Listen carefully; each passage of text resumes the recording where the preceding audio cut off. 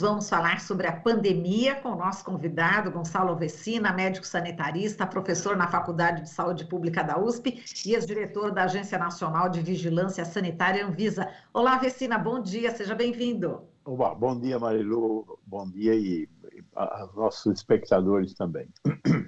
Então vamos lá, Vecina, o Brasil registrou neste domingo 39 mortes por Covid-19, subindo para 661.309 o total de mortes no país, vítimas da doença. Já a média móvel foi de 149 óbitos, a mais baixa desde 15 de janeiro, né, quando o índice estava em 147, né? Lembrando sempre que são seres humanos, a gente fala em números, né? E, bom, nesse momento a gente tem aí 37% menos, né, que o cálculo de 2 semanas atrás, né, está em baixa, a tendência realmente de queda nas mortes. O país está há 9 dias com a média móvel de mortes abaixo de 200, né, 10 estados também não registram óbitos causados pela doença nas últimas 24 horas, e a gente está com o número de casos de 21.195, né, por dia.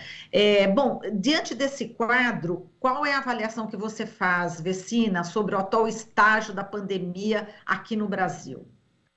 Veja, não há dúvida de que nós tivemos uma diminuição da importância da pandemia. Houve uma queda no número de mortes, houve uma queda no número de hospitalizações. Mas neste momento, apesar de nós testarmos muito pouco, há um pequeno crescimento da positividade dos testes. Essa também é uma observação que nós podemos fazer com o resultado dos testes de farmácia. Os testes de farmácia 2 semanas atrás, 3 semanas, estavam em torno de 9 a 10% de positividade e agora estão com 15% de positividade.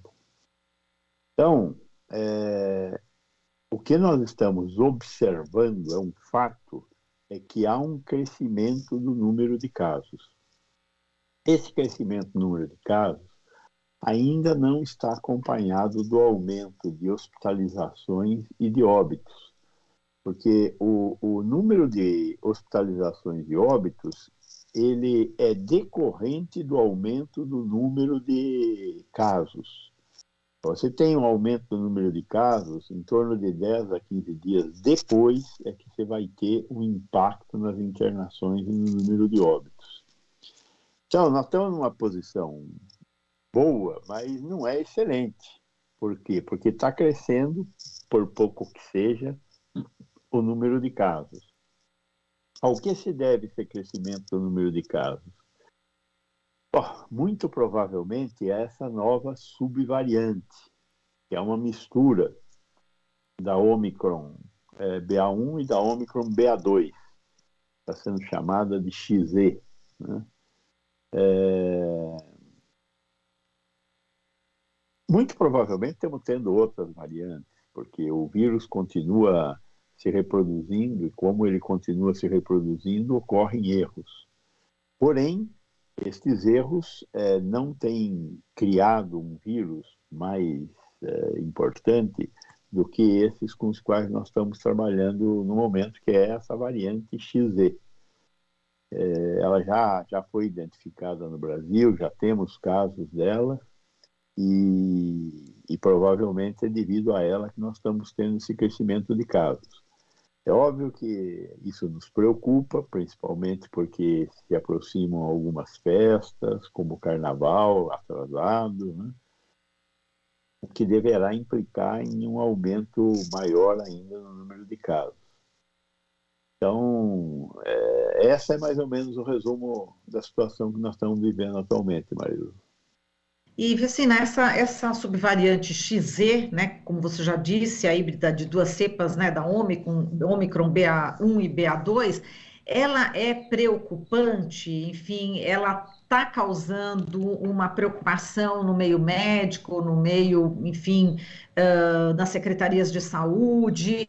É possível que as medidas voltem atrás, portanto, a questão do uso de máscaras, que a gente está vendo nosso estádio de futebol lotado, enfim, praticamente pessoal sem máscara, né, Vecina? É possível que haja, inclusive, esse voltar atrás na questão do uso de máscaras?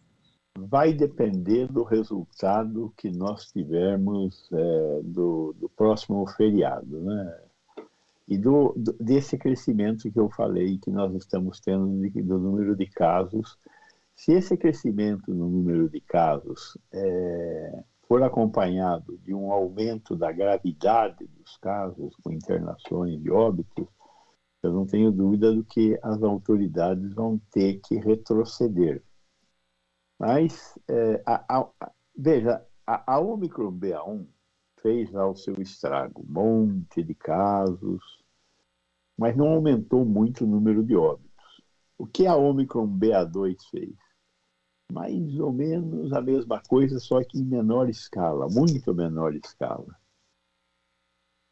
Uma mistura de BA1 com BA2, o que pode fazer? Não vai fazer coisa muito diferente do que já foi feito.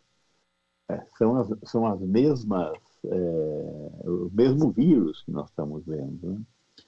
Então, eu acho que nós não vamos ter um aumento da mortalidade, um aumento da gravidade dos casos. O que nós devemos ter é um aumento da infectividade, do número de casos. Então, vamos esperar um pouco para ter uma noção do que nós vamos ter pela frente, né? Entendi. Diga. Vamos esperar um pouco para ver o que nós vamos ter pela frente. É basicamente isso que eu acho que nós temos que ter um pouco de paciência, que as coisas virão, não tenho dúvida. Entendi. Agora, como você falou, né? Vem aí o carnaval atrasado, né? Isso está te preocupando, né? Porque o número de pessoas aglomeradas será realmente muito grande, né, Vecina? Está me preocupando, principalmente por causa do carnaval de rua, né? Que eu acho que, por mais que os municípios tentem controlar, é incontrolável o carnaval de rua. As pessoas falam, você permite que aconteça o carnaval na avenida e não de rua? Na avenida eu consigo controlar quem está vacinado, só pode entrar quem é vacinado. No carnaval de rua, como é que você controla que entre só os vacinados? Mas você consegue controlar a entrada no carnaval de rua de pessoas que têm armas ou não têm armas. E, de fato, alguns blocos conseguem criar lá um esquema que só entra dentro do cordão, lá, como eles falam, quem já foi inspecionado, né? Então, poderia fazer isso também em relação a ter ou não ter passaporte de vacina. Eu acho que o passaporte de vacina é o nome da diferença. Vacinados morrem 26 vezes menos do que não vacinados. Então, é fundamental vacinar. E nesses eventos de massa, acho que o grande diferencial é você demonstrar que você está vacinado. Há transmissão, mas ela é muito menor e tem muito menores consequências. Então, eu estou preocupado. Eu estou preocupado porque nós temos que tomar a quarta dose. Temos muito pouca gente no Brasil que tomou a terceira dose. Em São Paulo a situação é melhor, mais da metade dos habitantes que deviam ter tomado a terceira dose tomaram, mas temos ainda a outra metade para tomar. Então, temos que tomar a vacina e eu, pessoalmente, acho que em aglomerações e ambientes fechados, temos que entrar de máscara. Exato. Vecina, você falando da vacina agora, tem muitas ouvintes, né? Tenho amigas com 60 anos mais, né? Mais de 60, e elas falam, e o Vecina, tira a dúvida com o Vecina. Várias pessoas ficam me ligando. Você precisa trazer o Vecina para tirar minha dúvida, que é o seguinte, bom, falando da quarta dose, né, Vecina? Pode tomar junto com a vacina da gripe? Ou é melhor esperar uma semana ou 2 semanas, que a gente já teve, né, recomendações meio assim no começo lá. Eu não sei agora, o que você recomendaria aí para as pessoas, né, com 60 a mais que já podem tomar agora a quarta dose? As vacinas, por que você não daria 2 doses juntas? Olha, o corpo, a reação imunológica é uma reação do corpo. Então, você introduz um agente que estimula o seu sistema imunológico a produzir anticorpos. Então, você dá uma vacina, dá duas, dá três, o corpo responde a uma, duas, três. Se você estiver bem de saúde, o corpo responderá à necessidade de produzir vários antígenos, vários anticorpos, né? Não antígenos, anticorpos. Então, não há problema de tomar as duas doses juntas. Como nós estávamos falando de vacinas novas, vacina de RNA mensageiro, vacina de vetor viral, no começo nós queríamos aprender mais sobre isso. Aprendemos. Pode tomar as duas doses.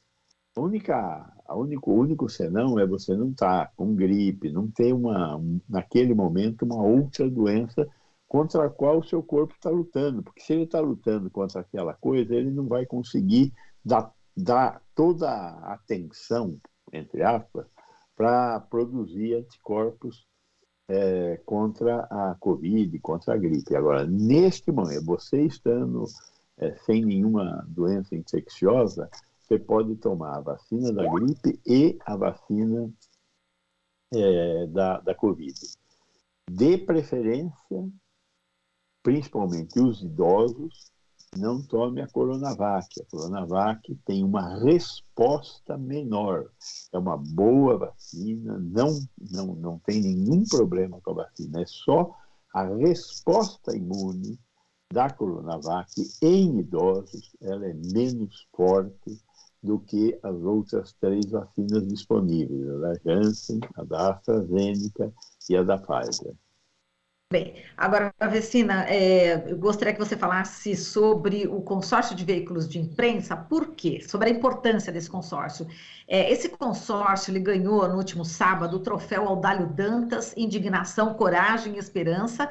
O consórcio de imprensa é formado por cerca de 400 jornalistas, né? A gente sabe que é justamente a parceria com jornais, né, veículos da grande imprensa, como o Estadão, o G1, o Globo, Extra, Folha de São Paulo, o UOL, enfim, justamente para informar, né, os dados da pandemia da Covid-19, que inclusive esses dados nós usamos aqui também na mídia alternativa, né? E aí eu queria que você falasse da importância desse consórcio. A gente viu que também foi premiado o Julian Paul Assange, né, que ele é um ativista australiano, e ele que foi o fundador aí do site Wikileaks, que encontra-se ainda preso, né, sob custódia da polícia lá de Londres, mas enfim, o Assange e o consórcio que ganharam este ano o troféu. Eu queria que você falasse sobre a importância desse consórcio, já que é a sua área aqui. Olha, esses 2 anos, né, nós vimos uma coisa terrível no Brasil, que foi o Estado se negando a informar a população. Se negando a informar a população com dados que ele teria que estar apresentando à população sobre o número de casos, sobre o número de óbitos, né? E aí, de repente, o Estado brasileiro fala o seguinte: como o número de casos e o número de óbitos é notícia ruim, nós não vamos dar. Nós queremos dar só notícia boa. Teve um momento, inclusive, lá atrás, que falou assim: nós só vamos anunciar as pessoas que se curarem. Como isso é impossível fazer, né? Eles pararam de comunicar qualquer coisa, né? O site do Ministério saiu do ar e os dados que devem continuar sendo coletados pararam de ser divulgados. Nesse momento, a imprensa resolveu constituir essa associação, o consórcio. E, através do consórcio e da coleta de dados que o consórcio fez, nós hoje temos alguma informação para saber como as coisas caminham. Então, foi fundamental e mais do que merecido esse reconhecimento do papel da imprensa. Assim como também o reconhecimento do papel do Julian. E o que ele trouxe? Ele trouxe dados que estavam sendo negados à sociedade, às sociedades, né? Porque isso aconteceu em vários países. Eu acho que foi essa tarefa da imprensa de informar a população é uma tarefa sagrada, tem que ser tomada a corpo e nós temos que reconhecê-la. Veja, a vacinação que nós estávamos conversando agora de pouco. Por que caiu a vacinação de poliomielite? Por que caiu a vacinação de sarampo? Por que nós estamos quase na porta de enfrentar uma crise sanitária com sarampo, poliomielite, difteria, todas as doenças imunopreveníveis? Porque o governo perdeu a capacidade de convocar as pessoas para serem vacinadas. Basicamente é isso. Então, a queda da cobertura vacinal nas crianças é devido à falta de capacidade do governo convocar.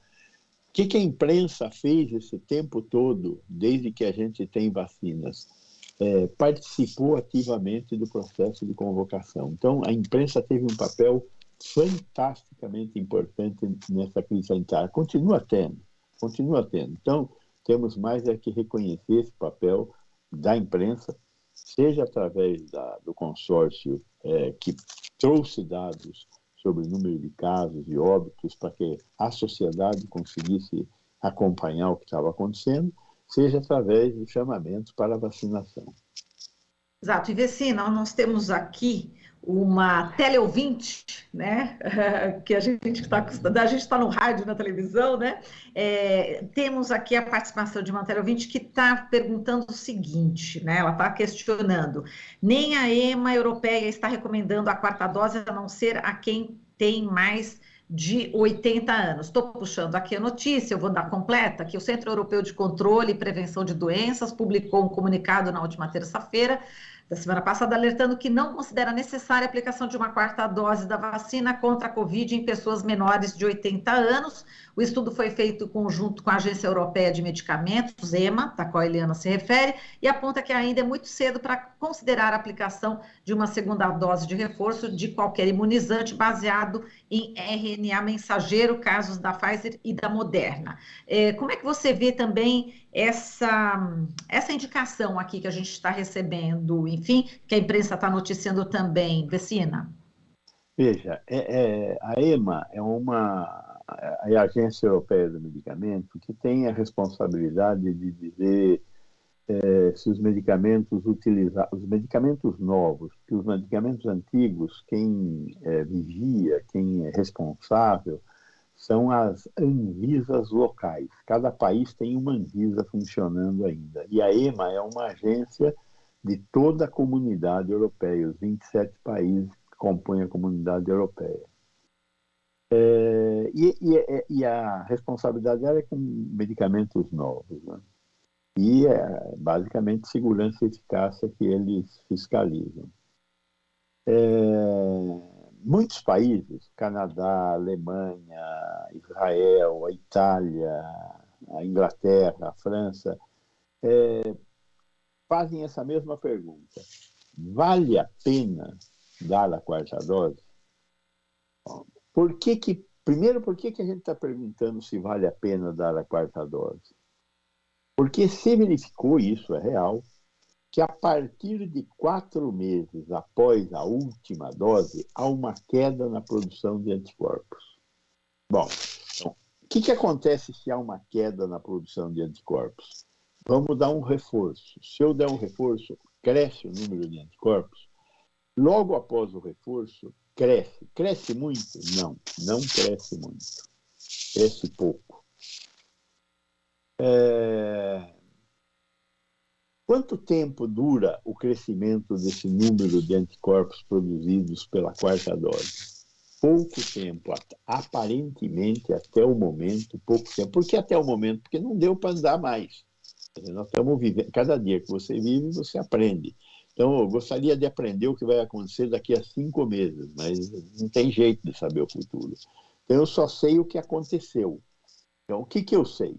Eu sei que cai o número de anticorpos, eu sei que a quarta dose melhora um pouco e que também cai. Então, qual é a conclusão cientificamente mais correta? Não. Essa é a conclusão cientificamente mais correta. Tem algum problema de segurança? Faz mal?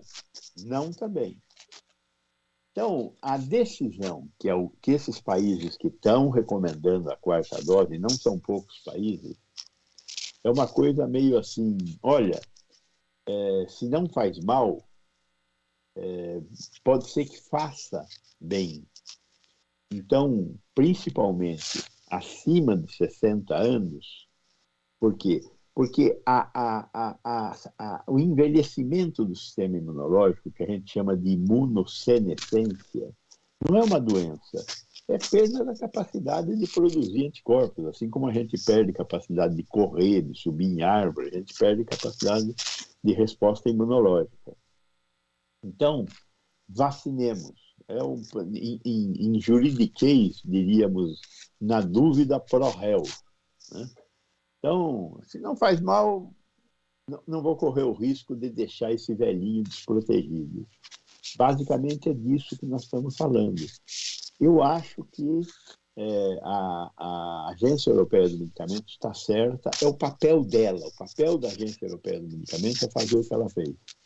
Agora, o papel dos países que compõem a comunidade europeia e que estão recomendando a 4ª dose também está certo. É proteger a sua população. Então, temos dúvida? Temos dúvida. Porém, é mais certo que ajude do que prejudique. E aí tem uma notícia engraçada, diga. que um alemão tomou em um período de tempo relativamente curto 90 doses da vacina da Pfizer, né? E está vivo, saltitante por aí.